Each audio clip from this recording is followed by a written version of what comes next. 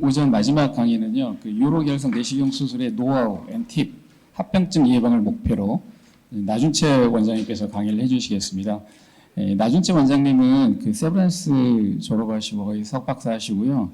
용인 세브란스 한 5년간 교수로 계시다가 2년 전부터 이제 저하고 같이 골드만 잠실점에서 진료를 하고 있는데, 제가 이제 가끔 나 원장님 RIS 수술하는 거 들어가서 보면 지금도 제가 배울 게 많아서 가끔 팁을 얻어서 많이 배우고 있습니다. 강의 부탁드리고요. 앞에 겹치는 내용은 또 좀 다 빼주시고요.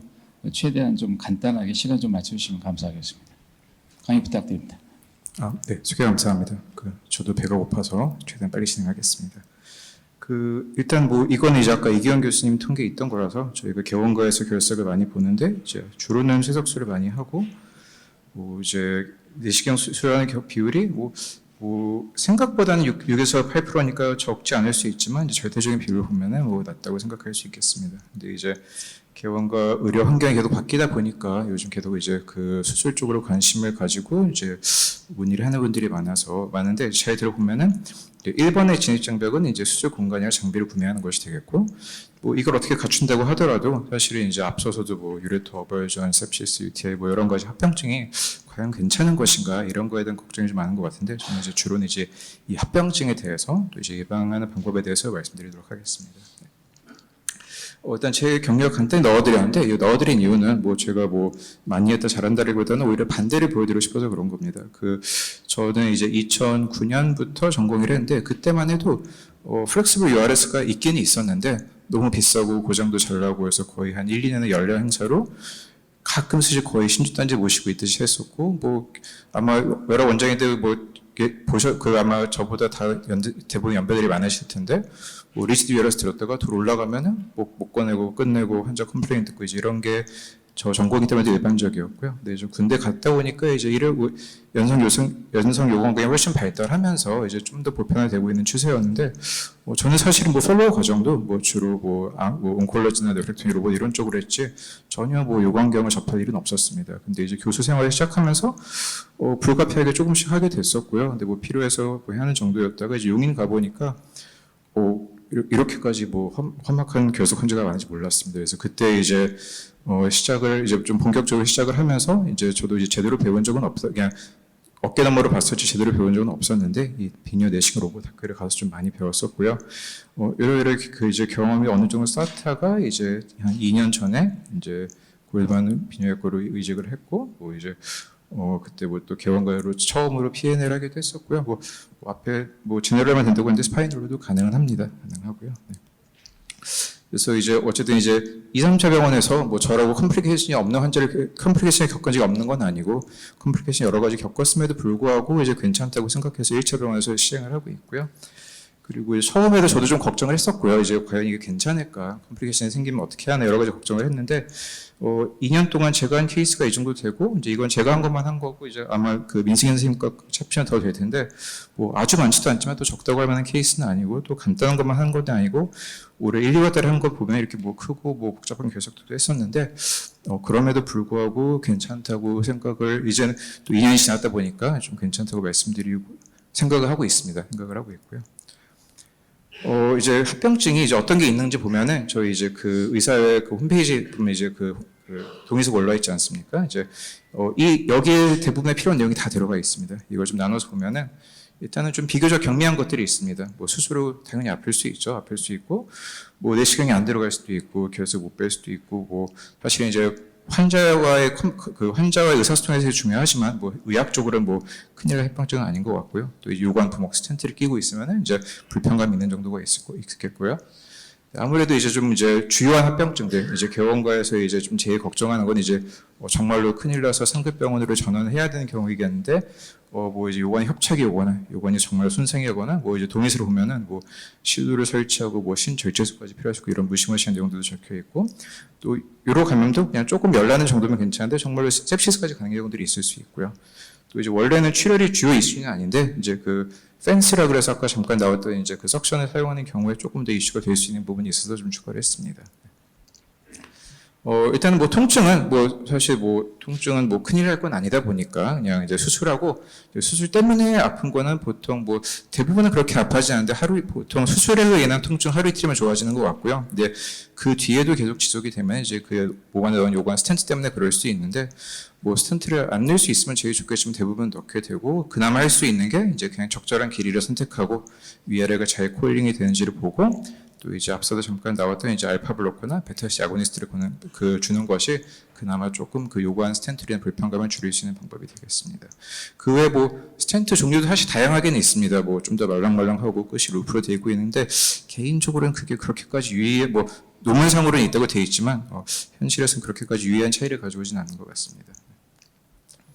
그다음에 이제 스텐트를 사실 안 넣을 수 있으면 제일 좋은데 사실 EAU 가이드라인에서도 문제가 없으면 넣지 말라고 돼 있긴 합니다. 근데 이제 그에 관련된 글을 자세히 보면은 넣지 말라고 하는 이유는 뭐 이제 빼는 거랑 몰비디티 보통 환자의 불편감 때문인 거고 정말로 돌을 완전히 뺐고 아무런 문제가 없으면은 안 넣는 게 더 좋다는 RCT도 있긴 합니다. 근데 이 아래를 글을 보면은 여러 가지 이유를 합병증에 걱정하거나 아니면은 모든 애매하고 의심되는 경우에 넣는 게 어떤 응급하고 심각한 합병증 예방할 수 있다고 되어 있다 보니까 사실은 저도 초반에 좀 몇 번 안 나온 적은 있는데 뭐 그닥 경험이 좋지는 않았었고요. 그리고 그래서 현실적으로는 거의 다 넣고 있고 뭐 최소한 하루 이틀이라 넣고 있습니다. 좀 빨리 빼는 경우도 있지만 근데 여기 보면은 이제 보통은 한 1, 2주는 끼고 있다. 그리고 마찬가지로 알파 블로커를 주면은 이제 스텐트로 인한 불편감을 좀 줄일 수 있다라고 적혀 있습니다. 그다음에 이제 결석 제거를 실패하는 경우들이 있을 수 있는데요. 이제 사실 이거는 이제 현실적으로 어쩔 수 없는 부분이 있는데 이거는 이제 환자에게 미리 잘 설명만 하면은 사실 해결될 수 있는 문제인 것 같습니다. 근데 이제 결석 못 빼는 이유가 일단은 요관이 좁아서 안 들어가거나 이제 임팩트 스톤으로 매복 결석으로 완전히 막혀서 못 빼는 경우들이 있을 수 있겠고 그 외에도 이제 아까 계속 나오는 게 이제 ESW 할 때도 문제가 되지만 사실은 수술할 때에도 신장 하극에 있으면은 닿을 수 없는 경우들이 있고 그 외에도 뭐 캐릭스가 뭐 인펀디블림이 좁거나 뭐 다이브레티클 안에 들어가 있거나 다양한 경우들이 있을 수 있겠고 또 돌이 워낙 크면은 한 번에 못 빼는 경우들이 있을 수 있겠고 또 앞서 그 저희 최영선 교수님이랑 이제 더스팅 하는 경우에 분명히 다 깬 것 같은데 이게 보통 또 아래쪽에 가라앉습니다. 가라앉아서 이제 남는 게 뭉쳐서 안 나오기도 하고 나오다가 저희 스트레인 스타션 박히기도 하고 이제 다양한 경우들이 있을 수 있겠는데요. 미리 환자에게 뭐 얘기만 하면 하여튼 환자에게 미리 주지를 시켜놓는 것이 가장 중요하겠습니다. 근데 이제 일단은 제일 당황스러운 경우가 아마 이제 내시경이 들어갔을 때 못 빼는 경우들일 건데요. 가끔 타고나게 좀 요관이 좁은 사람들이 있습니다. 좁은 사람들이 있어서 특히나 뭐 돌이 크지 않은데 이상하게 안 빠지고 ESW 해도 안 빠지고 하는 분들에서 조금 더 유의를 하고 이제 미리 설명하는 것이 좋을 것 같고요. 저희가 돌을 빠지는데도 도움 되는데 이제 URS 들어갈 때도 알파 블로커를 미리 주는 것이 요관을 좀 넓혀서 도움이 될 수가 있고요. 또 앞서 최영승 교수가 말씀드린 것처럼 사실 스텐트를 미리 넣어놓으면 제일 좋긴 합니다. 제일 좋긴 한데 또 일괄적으로 다 넣는 교수님들도 계신데 저는 개인적으로 선호하진 않는 게 조금 가성비가 떨어진 것 같습니다. 왜냐면 또 저희 또 개원가에서는 환자가 스텐트 넣고 수술 기다리는 동안에 그 불편감을 굉장히 이제 자주 오게 되실 수가 있다 보니까 또 실제로 이렇게 해서 안 들어가는 경우가 매우 드문 것 같습니다. 한 1년에 한두 번 있을 정도인데, 이제 그럴 때 환자들이 미리 설명해 놓고 스텐트만 넣고 끝내게 되고요. 근데 보통은 정말로 좁아서 안 들어갔던 그 요관이 스텐트를 넣은 채로 2, 3주 지나면은 대부분은 들어갑니다. 물론 빡빡하긴 하지만 어떻게든 해결을 대충 들어가다 보니까 분명히 이제 스텐트를 미리 넣어놓으면은 훨씬 더 수술이 용이하고 편한 것은 사실입니다. 그리고 이제 또 안 들어갈 때는 당연히 얇은 기구를 쓸 수 있으면 좋고요. 그래서 URS도 뭐 7프렌치 내지 6프렌치 좀 가는 걸 쓸 수 있으면 좋겠고, 엑세시스도 일반적으로는 11, 13프렌치를 많이 기본적으로 쓰고 또 뭐 미리 스텐트 넣으면 12, 14프렌치를 쓰는데 12, 12프렌치를 쓰면은 조금 더 이제 잘 들어갈 수 있는데 대신에 이제 조금 좁다 보니까 그 관료에게 순환이 좀 안 좋을 수가 있고요. 진짜로 안 되면 엑세시스 없이 진입할 수는 있긴 있는데, 이제 뭐 앞서 이제 장원호 선생님께서 말씀하신 것처럼 이제 이리게이션이나 그런 게 문제가 생기고, 뭐 저도 이제 굳이 아까도 그 질문이 나와서 이제 말씀을 드리자면은 만약에 진짜로 그 엑세시스 없이 들어가야 되는 상황에서 사실은 그런 문제는 이제 이리게이션이 안 되니까 이제 시야가 금방 안 좋아지거든요. 그래서 쓸 수 있는 방법이 그 옆에 이제 3웨이를 달고서 옆에다 석션을 달아주면은 이제 그러면은 이제 조금 번거롭긴 한데 물을 넣고 또 석션을 빼고 하면은 그래도 시야 확보가 그래도 어느 정도 가능합니다. 그나마 선택할 수 있는 거에 되겠습니다. 그 다음에 이제 그 리지드 URS가 안 들어가는 경우에는 이제 레일 로드 테크닉이라고 해서 먼저 가이드를 하나 넣어놓고 그 옆에도 내시경 넣으면서 내시경 가이드를 넣고 이제 그 사이를 벌리면서 들어가는 방법인데 이제 안에서 보면 이런 모습이 되고 또 유튜브로 이렇게 레일로 테크닉 치면은 저 좋은 사진, 좋은 영상들이 있어서 아마 참고해서 아마 리지드 류아스가 잘 안 들어갈 때 그럴 때 좀 도움이 될 수가 있겠고요. 그리고 요관이 전반적으로 좁으면 어쩔 수 없는데 딱 일부만 좁아서 안 들어가는 경우들이 있습니다. 그럴 때는 앞에 얘기했지 이제 벌른 다이렉션 하면 좋겠고 이럴 때는 무조건 세이프티 가이드를 넣으면 좋겠고요. 또 너무 킹킹이 심해서 안 들어가는 경우도 있는데 이럴 때도 이제 가이드를 넣어 놓으면 이게 어느 정도 펴집니다. 그래서 이러면 대부분 해결이 되고 뭐 진짜 해결이 안 돼서 안테그레이드로 UR에서 한 적은 뭐 저도 한 5, 6년 경력도 한 딱 2번 정도 있는 것 같은데 그렇게 흔한 일은 아닌 것 같습니다. 그 다음에 이제 어쨌든 요관 손상이 가장 걱정이 될 수 있는데, 진짜로 유린이 새거나 끊어지거나 여러 가지 상황이 있을 수 동의서에 나와는 있는데, 이런 상황에서는 일단 당연히 수를 무조건 멈추는 게 좋겠고, 사실 스텐트만 잘 들어가면은 대부분의 문제는 잘 해결이 됩니다. 아까 워버튼 얘기 나왔을 때 이제 세이프티 가이드가 항상 중요한 게, 가이드웨어만 있으면 스텐트는 넣을 수 있고, 스텐트만 넣을 수 있으면은 어지간하면 기다리면 해결되는 문제들이 대부분입니다. 그래서 항상 시험은 조금 보통 시야가 안 좋다 보니까 이럴 땐 시험이 꼭 필요하게 됩니다. 그래서 수술을 할 땐 시험을 가급적 갖추는 것을 권장드립니다. 그래서 어버이저는 이제 저는 다행히 개인적으로 경험 없는데 이제 경험 있는 교수님 얘기 들어보면은 어찌 돌 쫓아 올라가면서 이제 URS가 들어갔는데 막상 빼려고 보니까 꼼짝을 안 하더라. 그러던 순간 툭 하면서 나온다고 하는데 그래서 이제 그런 일을 겪지 않기 위해서는 그냥 결국은 무리해서 진입하지 않는다, 힘을 주지 않는다, 안 되면은 그냥 스탠스 넣고 끝낸다. 이 정도가 가장 중요한 내용이 될 것 같고요. 그 외에도 이제 또 돌이 이제 여러 개를 빼다 보면은 이제 좀 큰 덩어리를 빼는 게 아무래도 시간이 짧아지는데 이제 가끔은 이제 욕심부리다가 이제 바스켓을 빼다가 요관에 딱 막혀서 이제 넣지도 빼지도 못하는 상황들이 생길 수가 있는데요. 그래서 이제 보통 가장 흔하게 많이 쓰는 바스켓이 이제 왼쪽에 있는 거고요. 뭐 이건 다양한 스타일에서 굉장히 많이 나오고 있는데, 이제 그 외에도 앞에서 잠깐 나왔던 이런 오픈헤드 팁의 바스켓을 사용하는 것이 이럴 땐 좀 더 용이할 수 있겠고, 그 외에도 이렇게 망치처럼 생긴 다른 바스켓도 있다고 이제 알고 계시면 또 취향에 맞게 사용하실 수 있겠습니다. 그다음에 이제 가이드와이어 같은 경우는 이제 저희가 원래 항상 기본적으로 알고 있는 테프론 가이드와이어 말고도 굉장히 다양하게 나와 있었고 옛날에는 급여 문제 때문에 못 쓰던 것이 대부분 다 해결이 됐고요. 급여 문제 다 해결이 됐는데 이제 이 친수성이라고 해서 하이드로필릭 가이드웨어라는 게 있는데 처음 나올 때 보통 보통 저희 얘기로 옛날에는 가이드웨어가 이제 길을 잘 못 찾아가고 막 찔리고 요관 뚫리고 하던 게 굉장히 말랑말랑해져서 표현하기로는 이제 그게 길을 알아서 찾아 들어간다. 이제 이런 가이드웨어들이 있어서 이런 것도 사용해 보시면 좀 용이하겠습니다. 또 전체가 다 하이드로필릭하게 되어 있는 종류도 있고 일부는 딱딱하고 일부는 말랑하게 되어 있는 종류도 있습니다. 이것도 저는 이제 개인적으로 로드런을 쓰는데 저는 이게 좋아서 쓰지만 막상 저랑 같이 믿는 경우는 절대 쓰지 않습니다. 그래서 이건 정말 취향의 문제인 것 같습니다.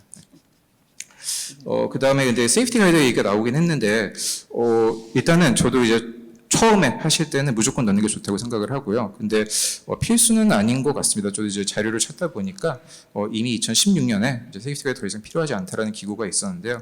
근데 그 얘기가 나오는 근거가 옛날에는 요관경이 굵었고 엑셀시스도 없었고 그러다 보니까 여러 가지 사고도 많이 나고 그런 사고에 대비해서 항상 세이프티 가이드가 있어야 되는데 요즘은 내시경도 많이 가늘어졌고 엑셀시스도 보편적으로 사용이 되고 그러다 보니까 약간 요관이 좁은 경우에는 오히려 이게 방해가 되는 경우들이 많습니다. 그래서 저는 현재는 루틴하게 쓰고 있지는 않지만 저도 초반에는 항상 루틴하게 썼었고 또 무엇보다 뭐가 안 좋다, 애매하다, 위험하다 그때는 꼭 반드시 넣어야겠습니다. 네. 그 다음에 요관 협착은 이제 앞 강의에서 나왔던 사진인데, 이제 저희가 수술이 별 문제 없이 끝났는데 나중에 이제 스트릭처가 생길 수 있다는 걸 항상 알고 있어야겠습니다. 그래서 이제 보고에 따라서 적게는 0.3에서 많게는 23%까지도 보고를 하는데 아마 이제 이렇게 많았던 경우는 이제 이건 임팩트 스톤인 경우인데 이건 뒤에서 또 다시 말씀드릴 거고요. 근데 이제 엑세시스를 넣거나 URS 넣거나 왔다 갔다 할 때 이제 정말로 깨끗하게 끝나는 경우가 절반 정도 되지만 약간의 발적이 생기는 경우가 3분의 1 정도, 정말로 뮤코저가 찢어지는 경우가 한 10% 정도, 그리고 완전히 이제 팻까지 나오는 게 한 4% 정도 있을 수 있다고 되어 있고, 이제 이러는 경우에 이게 알면서 스트릭처를 가져올 수 있겠습니다. 그래서 수술할 때 꼭 빼면서 요관 상태를 확인하고 빼는 습관을 들이면 좋겠고, 또 가급적이면 가는 기구를 사용하는 것이 좋긴 하겠지만 이럴 땐 또 장단점이 있습니다. 가늘면은 아무래도 이제 또 수술 적으로 애로사항이 있다 보니까 그런데 이런 문제가 있다는 그 인지를 하고서 기구를 선택하면 좋겠고요. 당연히 손상이 없는 게 제일 좋겠지만 불가피하게 생기는 경우에는 이제 스텐트를 조금 더 길게 내면 되고 또 끝나고 저는 개인적으로 스텐트를 빼고 한 달 있다 반드시 그 초음파를 보는 편입니다. 본문을 보고 사실 별 문제 없었던 분들은 이게 설령 수신증이 생겨도 대부분은 자연 호전이 되는 것 같습니다. 자연 호전이 되는 것 같은데 있을 수 있는 문제라고 이제 인지를 하고 있는 것이 중요하겠습니다. 그다음에 이제 임팩트 스톤이라는 게 있습니다. 이제 이거는 이제 정말로 이제 돌이 완전히 요관에 들러붙어 있는 경우들이 있는데요. 이게 보면 이제 원래 돌이 이제 깼는데 원래 일반적인 돌은 깨면 위로 날라 올라가는데 얘는 이제 완전히 요관 벽에 눌러붙어서 깼는데도 일부가 벽에 붙어 있는 거고 여기도 보면 요관이 이제 완전히 이제 다 벗겨지는 것을 볼 수 있습니다. 그래서 이런 경우에는 뭐 가이드와이도 안 올라가고 이제 이리게이션도 안 되고 그러다 보니까 시야 확보도 안 되고 손상 가능성이 높고 또 덩달아서 감염 위험도 올라가고 나중에 협착도 이제 여러 경우 협착이 잘 생기는데 이거는 뭐 수술이라기보다는 요관 자체가 안 좋다 보니까 생길 수 있는 협착이라서 미리 이러는 게 의심되는 경우에는 환자한테 꼭 수술 전에 관에 스텐트를 좀 미리 끼고 있을 거다. 미리 끼고 있는 게 그나마 협착을 가능성을 줄일 수 있는 길이고 그럼에도 불구하고 협착이 생기면은 다시 넓히거나 아니면 상급병원을 보내서 뭐 요관 유관 문합수를 시행할 수 있다고 이제 미리만 알려주면은 대부분 문제는 안 되는 것 같습니다. 단지 이제 그걸 모르고 뒤늦게 이제 발견될 때 문제가 되는 거지. 근데 항상 인지는 하고 있어야겠습니다. 그리고 뭐 가끔은 가이드가 올라간 줄 알았는데 이게 뭐 요관 밖으로 나갔다가 다시 들어가는 경우들이 있다 보니까 어느 정도 시야가 확보가 되고 해결한 다음에는 다시 한번 가이드 위치를 점검을 하고서 그 다음에 넣고 스텐트를 넣는 것이 좋겠습니다. 그리고 또 가끔은 이제 점막에 이게 붙어가지고 이게 안 보이는 경우들이 있거든요. 이제 이런 것도 내시경을 살살 이제 밀어주면서 확인해서 그래야 이제 남은 걸 남김없이 이제 뺄 수가 있겠습니다. 이제 마지막으로 사실 요로 감염이 제일 중요할 것 같습니다. 앞에 문제들은 뭐 어떻게 보면 큰일 날 것들은 아니고 미리만 인지하면 대비할 수 있고 위험하면 수술을 중단하면 되긴 하거든요. 근데 이제 저도 이제 대학에 있다 나왔을 때 제일 걱정했던 문제가 요로 감염이었고 제 안부를 묻는 여러 선생님들도 항상 괜찮니라고 물을 때 이제 이런 sepsis 문제를 염두에 두는 게 있었고요. 저도 그래서 꼭 설명할 때는 이건 따로 꼭 이렇게 폐혈증이라고 손수 적으면서 뭐 거의 없는 일이지만 생기면 무조건 위험하다. 근데 사실 뭐 개원가에서 이걸 대처할 수는 없거든요. 또 저희는 보통 그냥 그날 당일 퇴원을 시키는데 어차피 이럴 때는 저희한테 와봤자 해결할 수 없으니까 저희한테 전화하고 의심되는 무조건 응급실로 가야 된다. 사실 환자들이 또 성향상 또 좀 열나고 춥고 떨리는데 그냥 집에서 버티는 분들이 계신데 그런 탈남의 문제다 보니까 이제 그럴 때는 꼭 무조건 응급실 가서 입원을 해야 될 수 있다라고 인지를 시키는 게 중요하겠습니다. 근데 일단 뭐 뒤에도 나오지만 다행히 그래도 2년 동안 뭐 저랑 민승현 그런 일을 겪진 않았는데 이제 그런 것도 좀 예방이 어느 정도 가능한 부분이 있다고 느끼고 있는 게 저도 대학에 있을 때는 분명히 예상치 못하게 생기는 경우들이 있었어요. 그래서 그런 상황을 제일 걱정을 했었는데 그래도 2년이라면 뭐 적지 않은 기간인 것 같아서 그동안 안 생기는 거는 또 다른 좀 차이점이 있는 것 같아서 뒤에 말씀드리겠습니다.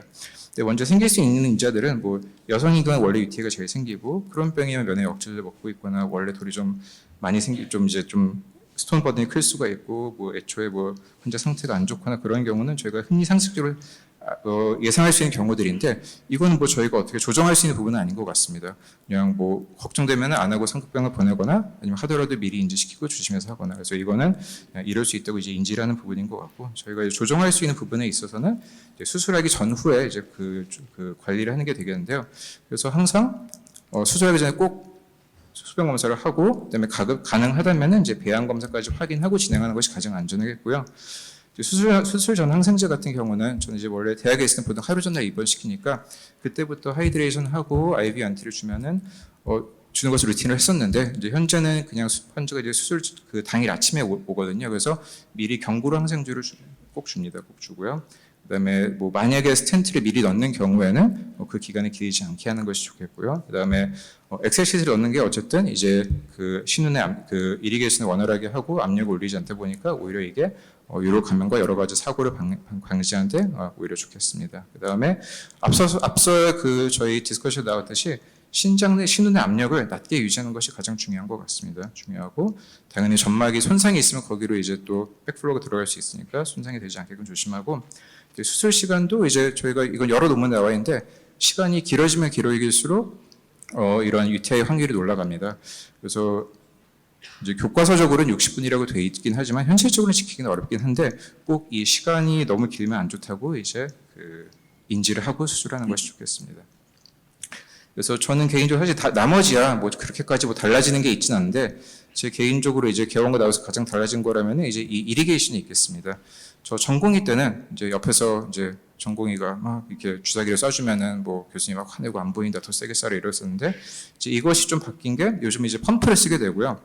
사실은 많은 대학가에서도 이제 이런 좀 간이 펌프를 씁니다. 이게 비용도 싸고 또 사실은 크게 문제되진 않는데 저도 돌이켜 생각해보면 이 압력이 굉장히 높았던 것 같습니다. 근데 이제 일부 또 이렇게 뭐 발표를 들어보면은 그냥 이런 펌프 없이 그냥 내추럴 드립으로도 가능하다고 하는데 현재 이제 저희 병원 쓰고 있는 거는 이제 이런 이제 압력을 조절할 수 있는 기구가 있는데 되게 낮은 압력으로 일정하게 보낼 수가 있고 또 미세하게 조정을 할 수 있거든요. 사실은 뭐 이걸 제가 증명할 수는 없겠지만 이 부분이 바뀌면서 UTI 확률이 가장 낮아진 것 같습니다. 그래서 저는 비용이 좀 들더라도 혹시 수술이 생각이 있으시면은 이런 기구를 갖추는 게 좀 도움이 되지 않을까 말씀드리고 싶습니다. 네.